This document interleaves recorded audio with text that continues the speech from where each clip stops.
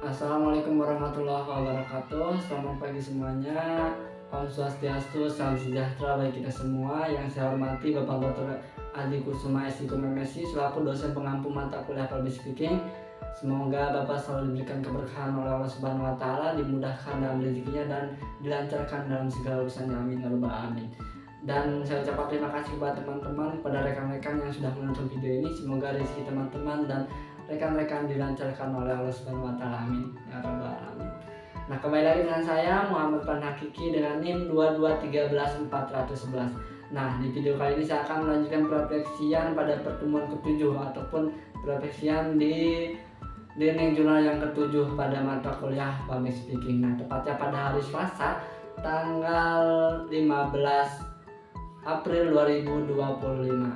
Nah, kita masuk kelas pada pukul 10.45. Sebenarnya kita itu seharusnya masuk jam 10 pas, dikarenakan Pak Kusuma masih ada kelas di kelas sebelumnya gitu ya, masih mengajar di kelas sebelumnya. Akhirnya kita diundur gitu, masuknya jam 10.45.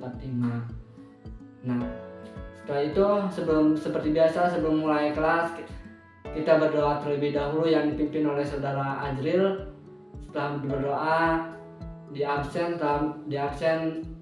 Pak Kusuma langsung menunjuk yang akan tampil dalam yang akan melakukan public speaking di pertemuan ke-7 ini.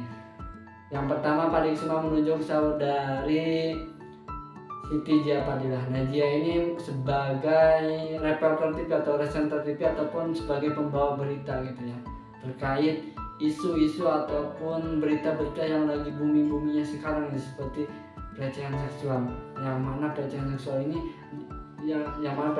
dilakukan oleh dosen ataupun guru besar gitu ya di salah satu universitas terhadap mahasiswanya gitu. Yang kedua ada kasus pelecehan seksual yang dilakukan oleh seorang dokter gitu terhadap anak dari pasiennya. Dan yang ketiga adalah kasus pelecehan seksual orang tua terhadap anaknya. Nah, tentunya gitu pelecehan seksual ini dilakukan oleh orang-orang yang berpendidikan tinggi, tentunya bukan tentunya yang dilakukan oleh orang-orang yang berpendidikan tinggi gitu. Nah, tentunya pelecehan seksual ini bisa terjadi dimanapun dan kapanpun, karena di keluarga kita sendiri juga itu bisa terjadi gitu tentunya. Nah, yang kedua Pak Kusuma menunjuk saudari Khairunisa Wibowo. Nah, Nisa ini menjelaskan terkait tentang self-love dan self-love. Nah, ini intinya yang dijelaskan oleh Nisa ini terkait tentang apresiasi terhadap diri kita sendiri gitu. Kita harus mencintai diri kita sendiri dengan apa adanya. Kita juga bisa berbicara dengan hati kita terhadap diri kita. Kita ini udah hebat loh, udah bisa, udah bagus lah, kita udah bisa berani nampil di luar gitu, udah hebat tuh, bisa menghadapi cobaan ataupun menghadapi masalah-masalah yang sangat gitu, yang sangat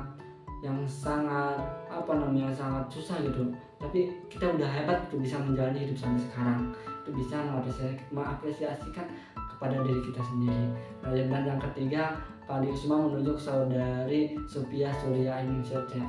Nah, saudari Supia ini menjelaskan terkait tentang berita yang lagi booming-boomingnya di Korea gitu ya, terkait seperti yang disampaikan Aceh tentang Kim So Hyun dan Kim Sharon gitu. Ini menceritakan tentang percintaan gitu, yang mana percintaan ini beda usianya beda gitu, 25 tahun lebih tua gitu ya. Ini adalah pelakunya yaitu seorang artis gitu, artis terkenal di Korea Selatan, di Korea gitu ya. Nah, mungkin yang di Indonesia ini gitu udah biasa gitu ya. Iya, udah biasa percintaan dari anak berbedaan usia itu udah hal yang wajar kalau di, tapi kalau di Korea Selatan, kalau di Korea ini udah nggak hal yang wajar itu. Bahkan banyak sekali itu netizen ataupun orang-orang yang membicarakan Kim Sharon dan Kim So Hyun gitu. Nah, saya sangat mengapresiasi kepada teman-teman yang sudah berani untuk melakukan public speaking, teman-teman sudah berani melawan rasa gugup, rasa takut teman-teman berbicara di depan. Nah setelah itu Pak Diksuma mempersilahkan kepada kelompok 5 untuk melakukan presentasi. Kebetulan yang melakukan presentasi itu saya sendiri ditemani oleh saudari Aisyah, kemudian Siti Jia Fadilah, kemudian Salsa Mulyana Sari, kemudian Isna Pipa, kemudian Kanaya, kemudian yang terakhir itu Mawar Dwi. Nah kami kelompok 5 gitu, ada 3 poin yang kami bahas. Yang pertama tentang urgensi public speaking, yang kedua gaya dalam public speaking, dan yang ketiga adalah persiapan dalam public speaking. Nah yang pertama itu urgensi public speaking. Nah tentunya ini sangat urgensi sekali teman-teman public speaking ini. Yang pertama bisa meningkatkan kepercayaan diri kita. Nah yang kedua bisa meningkatkan karir dalam pekerjaan kita.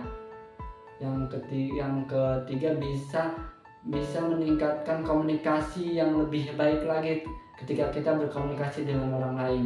Nah yang kedua itu ada gaya dalam public speaking. Di sini ada 5 gaya. Yang pertama adalah gaya cerita, yang kedua ada gaya visual, yang ketiga ada gaya bebas, yang keempat ada gaya pelatihan, dan yang kelima ada gaya presentasi. Nah kalau gaya presentasi seperti yang minggu lalu seperti yang biasanya kita sampaikan di kelas gitu, presentasi makalah dan presentasi lainnya gitu, itu adalah gaya presentasi.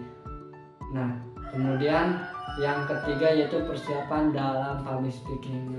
Tentunya ini sangat penting sekali diperhatikan bagi seorang publiker ataupun bagi seorang pembicara gitu, jika kita ingin berbicara di depan khalayak ramai ataupun berbicara di depan umum gitu.